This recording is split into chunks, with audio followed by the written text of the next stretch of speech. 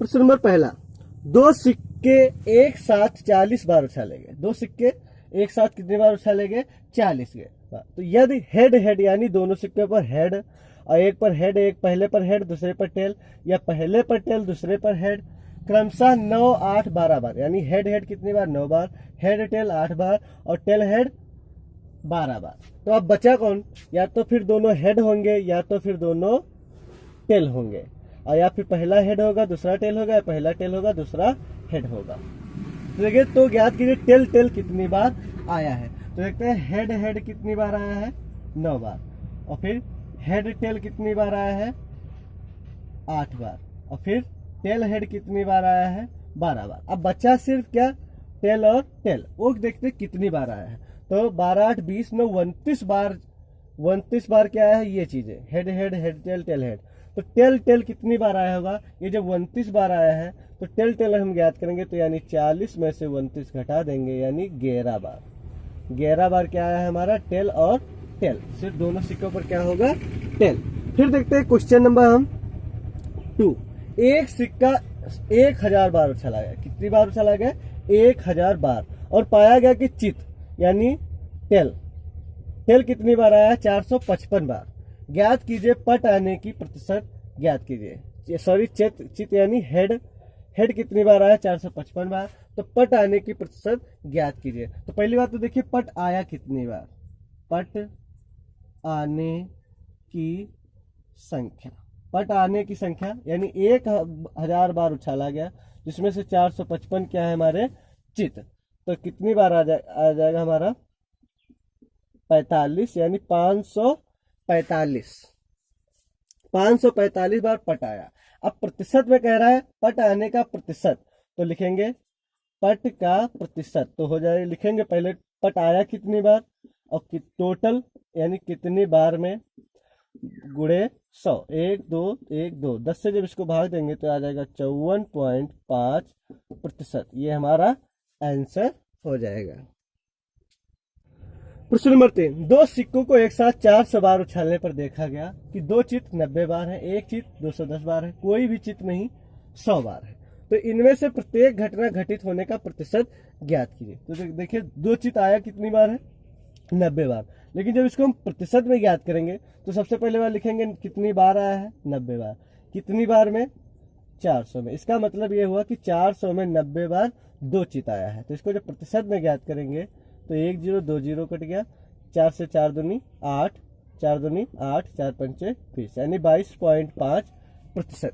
फिर देखते एक चित, तो लिखेंगे 210 बटे 400। इसका मतलब हुआ कि 400 बार फेंका गया, जिसमें 210 बार चित आया। तो हम इसको जब प्रतिशत में ज्ञात करेंगे तो 100 से गुणा कर देंगे। ये 2 0 कट गए, 4 से इसको भाग देंगे, 4 पंचे 20 बचा 1, 4 दूनी 8, 4 पंचे 20, यानी 52.5%। फिर देखते कोई भी चित नहीं आया 100 बार। इसको जब प्रतिशत में निकालेंगे तो 100 ऊपर लिख देंगे, 400 नीचे। इसका मतलब ये हुआ कि 400 बार में 100 बार कोई भी चित नहीं आया। और जब इसको प्रतिशत में ज्ञात करेंगे तो 100 से गुणा करेंगे। 2 0 कट गया, 4 से इसको भाग देंगे, 4 दूनी 8, 2 बचा, 4 पंचे 20, यानी 25%। ये हमारा आंसर हो गया। प्रश्न नंबर 4, एक पासे को 1000 बार फेंकने पर प्राप्त परिणाम 1 2 3 4 5 6 की बारंबारता निम्नांकित सारणी में दी हुई है। 1 2 3 4 5 और 6 में प्रत्येक के आने का प्रतिशत ज्ञात कीजिए। तो लिखेंगे परिणाम 1 कितनी बार आया? 180 बार, 2 150, 3 160, 4 140, 5 180, 6 190 बार। तो सबसे पहले कह रहा है प्रत्येक के आने का प्रतिशत ज्ञात कीजिए। लिखेंगे एक अंक के आने का प्रतिशत। जब हम प्रतिशत निकालेंगे तो देखिए सबसे पहले लिखेंगे एक अंक आया कितनी बार है? 180 बार। अब कुल पासा कितनी बार फेंका गया है? 1000 बार। गुणे, अब इसको प्रतिशत में ज्ञात करना है तो गुणे कितना लिखेंगे? 100। 1 2 3, 1 2 3, यानी 18%। कितना आ गया? 18%। फिर लिखेंगे दो अंक आने का प्रतिशत। दो अंक है कितनी बार? 150 बार। पासा कितनी बार फेंका गया? 1000 बार गुणे 100, 1 2 3 1 2 3 यानी 15%। फिर लिखेंगे 3 अंक आने का प्रतिशत, तो 3 अंक है कितनी बार, 160 बार। कितनी बार, अब कुल 1000 बार यानी 16%। फिर देखते हैं 4 अंक के आने का प्रतिशत निकालना है अगर हमको, तो 4 अंक है कितनी बार, 140 बार बटे 1000 गुणे 100। 1 2 1 2 1000 बार फेंका गया था, ये 0 कट गया यानी 14%। फिर देखते हैं 5, तो 5 अंक का हम देखेंगे, तो 5 अंक हो जाएगा हमारा, 5 अंकों का हो जाएगा। 5 अंक में कितनी बार है, 180 बार फेंका गया है और कुल 1000 बार फेंका गया है गुणे 100। 1 2 3 1 2 3 यानी 18%। फिर देखते हैं 6 के लिए जब हम लिखेंगे तो 6 वाला देखते हैं कितनी बार आया है, 190 बार। कितनी बार फेंका गया, 1000 बार गुणे प्रतिशत निकालना है तो 100 से, यानी ये कितना आ गया, 19%। ये हमारे सारे आंसर हो गए, सभी आंसर हमारे कंप्लीट हो गए। प्रश्न नंबर 5, दो पासे एक साथ फेंके जाते हैं और 500 पर ऊपर आने वाले अंकों का योगफल लिया जाता है। निम्नलिखित घटनाओं को समुच्चय के रूप में लिखिए। प्राप्त योग सम संख्या हो। जैसे मान लो 2 पासे फेंका तो उस कह रहा पहली पासे और दूसरे पासे का योग कितना हो, सम संख्या हो। तो देखते हैं, मान लेते हैं पहले पासे पर आ गया 1, तो दूसरे पासे पर कितना आना चाहिए, 1 है। तो अगर दूसरे पासे पर भी 1 आ गया तो इसका योग कितना हो जाएगा, सम संख्या हो जाएगा। अगर पहले पासे पर 1 है और दूसरे पासे पर 3 है तो इसका योग भी एक सम संख्या हो जाएगा। अगर पहले पासे पर 1 है और दूसरे पासे पर 5 है तो इसका योग भी सम हो जाएगा। अब देखते हैं, अगर पहले पासे पर 2 है तो दूसरे पासे पर कितना हो, 2, तो इसका योग सम हो जाएगा। अगर पहले पासे पर 2 है दूसरे पासे पर 4 तो भी इसका योग सम होगा। अगर पहले पासे पर 2 है दूसरे पासे पर 6 तो भी इसका योग सम होगा। अब देखते हैं, अगर पहले पासे पर 3 है और दूसरे पासे पर 1 तो हमारा सम होगा। अगर पहले पासे पर 3 है और दूसरे पासे पर 3 है तो भी हमारा सम होगा। अगर पहले पासे पर 3 है और दूसरे पासे पर 5 है तो भी इसका योग हमारा सम होगा। फिर देखते हैं, अगर पहले पासे पर 4 है तो दूसरे पासे पर कितना, 2, पहले पासे पर 4 दूसरे पासे पर 4, इसका योग भी सम होगा। पहले पासे पर 4 दूसरे पासे पर 6, इसका भी योग सम होगा। फिर देखते हैं, अगर पहले पासे पर 5 है तो दूसरे पासे पर 1, इसका योग सम होगा। पहले पासे पर 5 दूसरे पासे पर 3, इसका भी योग सम है। अगर पहले पासे पर 5 दूसरे पासे पर 5 आ गया तो भी इसका योग सम है। फिर देखते हैं, अगर पहले पासे पर 6 है दूसरे पासे पर 2 है। फिर देखते हैं, तीसरे पासे, पहले पासे पर 6 और दूसरे पासे पर 4, पहले पासे पर 6 दूसरे पासे पर 6, ये हमारे परिणाम आ गए कि इनका प्रत्येक का योग क्या है, सम है। फिर देखते हैं, प्राप्त योग 3 का अपवर्त हो। प्राप्त योग जो हो 3 का अपवर्त हो, अपवर्त मतलब है 3 के पहाड़े का हो। तो अगर हम पहले पासे पर लिखेंगे 1 तो दूसरे पासे पर कितना होना चाहिए, 2। देखिए 1 और 2 कितना हो जाएगा, योग 3 हो जाएगा, ये 3 का पहाड़ा हो जाएगा। फिर देखते हैं, अगर पहले पासे पर 1 है तो दूसरे पासे पर 5 होगा, तभी 1 और 5 6, जो 3 के पहाड़े में होता है। फिर अगर पहले पासे पर 1 है, उसके अलावा तो कोई संख्या नहीं है, 3 6 8 1।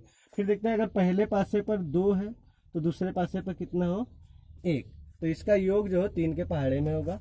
अगर पहले पासे पर 2 है और दूसरे पासे पर 4 तो 2 4 6, ये भी हमारे पहाड़े में होगा। और 2 5 नहीं होगा, 2 6 भी नहीं होगा। फिर देखते हैं, अगर पहले पासे पर 3 है और दूसरे पासे पर 0 तो होता नहीं है, तो इसका मतलब 3 होगा। 3 और 3 6, यानी 3 के पहाड़े में ही आएगा। अगर पहले पासे पर 3 है दूसरे पासे में 6 तो भी हमारा पहाड़े में आ जाएगा। अब देखते हैं, अगर पहले पासे पर 4 है तो दूसरे में 2 होगा, यानी 4 और 2 6।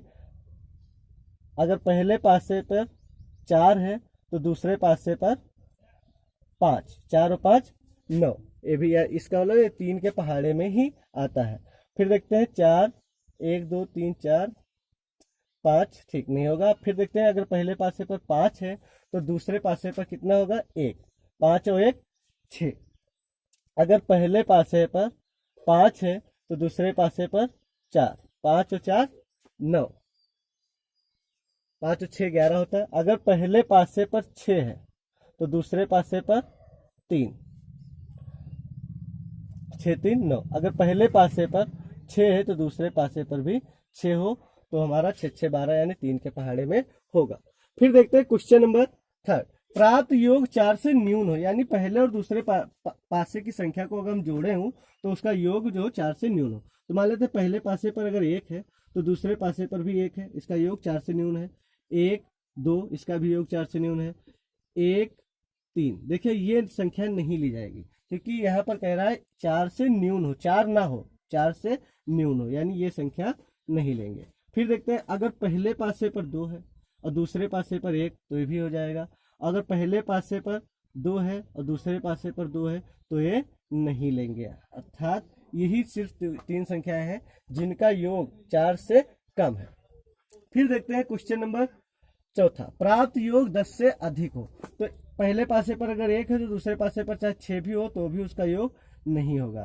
तो हम देखते हैं कहाँ से हमारा स्टार्ट हो सकता है। जो 10 से अधिक आ जाए तो हमारा होगा 10 से अधिक में आएगा सिर्फ पहले पासे पर अगर 4 लेते हैं दूसरे पर 6 लेते हैं तो 10 होगा, यानी 4 6 भी नहीं होगा। 5 से हम स्टार्ट करेंगे। पहले पासे पर 5 होगा और दूसरे पर 6 तो हमारा 11 हो जाएगा। या पहले पासे पर 6 हो दूसरे पर 5 हो, और या पहले पर 6 हो दूसरे पर भी 6 हो, इन कंडीशनों में सिर्फ हमारा प्राप्त योग 10 से अधिक होगा। अतः क्वेश्चन नंबर 5 कंप्लीट हो गया। प्रश्न नंबर 6। तीनों सिक्के एक साथ उछाले जाते हैं। 3 सिक्के एक साथ उछाले जाते हैं तो निम्नलिखित घटनाओं के समुच्चय के रूप में लिखिए। कोई चित्त प्रकट नहीं होता है। जब चित्त कोई नहीं होगा तो बाकी जो तीनों सिक्के उछाले गए तो यानी तीनों सिक्कों पर क्या आएगा, टेल ही टेल आएगा, यानी पट ही पट आएगा। जब कोई चित्त है ही नहीं तो क्या तीनों सिक्के पर आया। जैसे मान लो तीनों सिक्के एक साथ उछाले गए जिस पर किसी पर भी हेड नहीं है तो यानी तीनों पर क्या होगा, टेल टेल टेल। फिर कह रहा है केवल एक चित्त है, चित्त मतलब हेड। अगर एक हेड है तो बाकी दोनों पर क्या है, टेल है। तो वो संभावना ऐसा तो है नहीं कि पहले दोनों सिक्कों पर टेल हो सकता है। देखिए क्या होगा, देखिए एक चित्त है तो या तो फिर पहले सिक्के पर चित्त होगा तो बाकी 2 सिक्कों पर क्या होगा, टेल। एक तो ये कंडीशन है। दूसरी, पहले सिक्के पर न टेल होकर यानी दूसरे सिक्के पर टेल हो, हेड हो जाए तो पहले और आखिरी सिक्के पर क्या होगा, हमारा टेल होगा। फिर कह रहा है या तो फिर ये जो एक ही चित्त है ना तो कोई जरूरत नहीं कि पहले पर हो या दूसरे पर हो सकता है तीसरे पर हो जाए तो हमारे पहले दोनों टेल होंगे। इसके अलावा और केवल एक चित्त आता है, यानी एक चित्त आता है तो ऐसा ठीक। अब देखते हैं कम से कम 2 प्रकट होते हैं। कम से कम 2 चित्त प्रकट होते हैं यानी 2 हेड आना ही है। तो यानी 2 हेड आना ही है। तो देखते हैं पहले अगर सिक्के पर हेड है दूसरे पर भी हेड है तो तीसरे पर क्या होगा, टेल होगा। अब देखते हैं अगर पहले पर हेड है और एट लास्ट में हेड है तो बीच में क्या होगा, टेल होगा। या हो सकता है देखिए यहाँ पर टेल आखिरी में है, यहाँ पर बीच में है, यहाँ पर हो सकता है टेल पहले आ जाए और दोनों सिक्कों पर हेड आ जाए। देखिए इसमें कम से कम 2 चित्र, यानी इसमें कम से कम प्रत्येक में 2 हेड है या नहीं है। लेकिन ये भी तो हो सकता है कि तीनों पर हेड आ जाए, क्योंकि कम से कम 2 कह रहा है तो कम से कम 2 है इसमें। ठीक, ये हमारे कंडीशन हो सकती है। फिर कह रहा है एट लास्ट, चौथा क्वेश्चन, तीनों चित आते हैं। इसमें तो साफ साफ कह रहा है कि तीनों चित आते हैं यानी तीनों हेड आते हैं। तो ये हमारे आंसर हो गया। नंबर 7। 2 पासों को एक साथ फेंकने पर दोनों पर सम अंकों के ऊपर आने की घटना का समुच्चय ज्ञात कीजिए। देखिए दोनों 2 पासों को एक साथ फेंका गया, दोनों पासों पर सम अंकों के ऊपर आने का, यानी दोनों पासों पर सम, यानी पहले पासे पर भी सम और दूसरे पासे भी पर भी सम।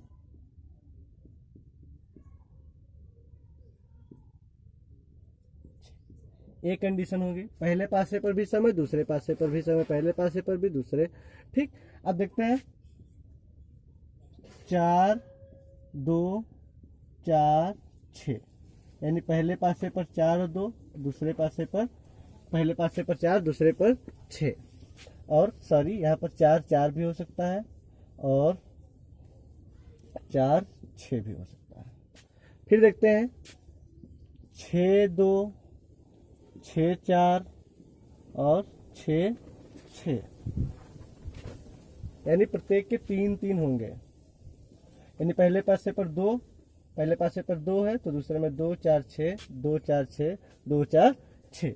अब देखते हैं क्वेश्चन नंबर 8, दो पासों को एक साथ फेंकने पर दोनों पर विषम अंकों के ऊपर आने की घटना का समुच्चय लिखिए। देखिए 1 1 दोनों पर विषम है, 1 3 1 5, देखिए दोनों पर विषम है। फिर देखते हैं 3 1 दोनों पर विषम, 3 3 दोनों पर विषम, 3 5 देखिए दोनों पर विषम है। फिर देखते हैं 5 1 दोनों पर विषम है, 5 3 दोनों पर विषम संख्या है, 5 5 दोनों पर विषम संख्या है। अब देखते हैं क्वेश्चन नंबर 9, दो पासों को एक साथ फेंकने पर अंकों का योग कह रहा है यहाँ पर विषम संख्या आने का समुच्चय, यानी पहले पर अगर 1 है, दूसरे पर 2 है, देखिए इसका योग जो होगा एक विषम होगा। 1 है 4, इसका योग विषम होगा, 1 है 6, इसको अगर जोड़ दें तो योग जो हमारा होगा विषम होगा। फिर देखते हैं 2 है और 1, पहले पासे पर 2, दूसरे पर 1, 2 3 2 5, ये इन संख्याओं का योग जो होगा वो विषम होगा। फिर देखते हैं 3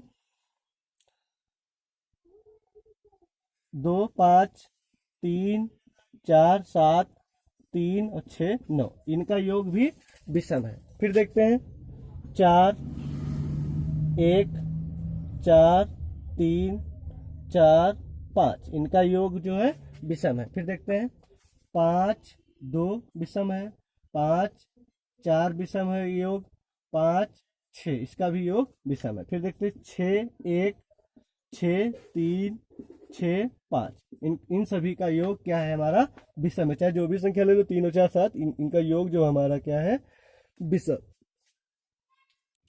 प्रश्न नंबर 10, दो पासों का एक साथ फेंकने पर अंकों का योग अभाज्य संख्या होने का समुच्चय लिखिए। देखिए दो पासों को जब एक साथ फेंका गया तो उसके अंकों का योग कह रहा है क्या हो, अभाज्य हो। तो देखिए मान लेते हैं पहले पासे पर 1 आ गया, अब दूसरे पर कितना आ जाए 1, तो कितना हो गया 1 1 2, जो कि एक अभाज्य संख्या है। अगर पहले पर 1 है तो दूसरे पर कितना आ जाए जो अभाज्य संख्या हो जाए, यानी 2, 1 और 2 कितना हो गया 3, जो अभाज्य संख्या है। पहले पर 1 तो दूसरे पर 4, 1 और 4 का योग कितना हो गया 5, जो कि क्या है अभाज्य। अगर पहले पर 1 है और दूसरे पर 6, तो 1 और 6 कितना हो गया 7, जो कि क्या है अभाज्य है। फिर देखते हैं अगर पहले पर 2 है, पहले पर 2 है और दूसरे पर 1, तो ये 2 1 कितना हो गया 3, जो कि क्या है अभाज्य। 2 पहले पर 2 है, दूसरे पर 3, तो 2 3 5, जो कि क्या है अभाज्य। अगर पहले पर 2 है और दूसरे पर 5, तो ये क्या है अभाज्य है। फिर देखते हैं अगर पहले पर 3 है तो दूसरे पर कितना हो 2, तो 2 3 और 2 5 हो जाएगा। अगर पहले पर 3 है और दूसरे पर 4, तो 3 और 4 7, जो कि क्या है अभाज्य संख्या है। फिर देखते हैं अगर पहले पर 4 है और दूसरे पर 1, तो 4 और 1 5, जो कि अभाज्य है। अगर पहले पर 4 है दूसरे पर 3, तो 4 और 3 7, जो कि अभाज्य है। फिर देखते हैं अगर पहले पर 5 है और दूसरे पर कितना हो, दूसरे पर 2 हो, तो 5 और 2 7, जो कि अभाज्य है। फिर अगर पहले पर 5 है और दूसरे पर 6, तो 5 और 6 11, जो कि अभाज्य है। फिर देखते हैं अगर पहले पर 6 है और दूसरे पर 1, 6 1 7, जो कि क्या है अभाज्य। अगर पहले पर 6 है दूसरे पर 5, तो ये क्या है हमारा अभाज्य संख्या। अब देखते हैं क्वेश्चन नंबर 11। एक लॉटरी में 100 इनाम है, जबकि उसमें 1 लाख टिकट बिके हैं। कितने टिकट बिके हैं? 1 लाख टिकट। इस लॉटरी का एक टिकट खरीदने वाले व्यक्ति की इनाम जीतने की संभावना कितनी है? संभावना देखिए क्या चीज होता है। जैसे मान लेते हैं एक ताश की गड्डी ले लेते हैं, उसमें कितने पत्ते होते हैं? 52। इक्का निकालने की प्रायिकता पूछे आपसे, तो इक्का का मतलब है 4 इक्के होते हैं और 52 पत्ते हैं टोटल। तो इसका मतलब ये है कि 52 पत्तों में कितने इक्के हैं? 4। तो अगर तुलना किया 52 की जगह हम 26 पत्ते ले लें तो उसमें कितने से इक्के लगभग हो सकते हैं? यानी 2 इक्के। अगर हम 13 पत्ते ले लेते हैं तो कितने इक्के हो सकते हैं? 1। ये है होती है हमारी संभावना। 52 में 4 इक्के हैं, 26 में 2 हो सकते हैं, 13 में 1 हो सकता है। देखिए 13 पत्ता, एक कलर के 13 मतलब एक प्रकार के, जैसे पान के कितने 13 पत्ता होते हैं, इसमें 1 इक्का होता है। अगर लाल देख लिया जाए तो लाल 26 पत्ते होते हैं, क्योंकि ईंट पान के, तो उसमें 2 इक्के होते हैं। अगर कुल पत्ते पूछ लिए जाए 52 होते हैं, उसमें कितने इक्के होते हैं? 4। और टोटल प्रायिकता होती है ये, इसे कहते हैं प्रायिकता। तो यहां पर भी देखते हैं इनाम कितने हैं? 100 इनाम। और टिकट कितने हैं? 1 लाख। तो इसको काट देंगे, 2 जीरो 2 जीरो। इसका मतलब है 1/1000। 1000 टिकट में एक टिकट जो होगा वो हमारा लॉटरी का टिकट होगा। यानी ये इस पर हम लिखेंगे इनाम जीतने की संभावना कितनी है, तो लिखेंगे 1000 में 1 इनाम आप जीत सकते हैं। अभ्यास 16 भी द इंड। दोस्तों अगर वीडियो अच्छा लगा हो तो चैनल को सब्सक्राइब करें तथा ये जो बेल आइकन का निशान है इसको जरूर प्रेस कर दें ताकि हमारे हर वीडियो आप तक पहुंच सके। धन्यवाद।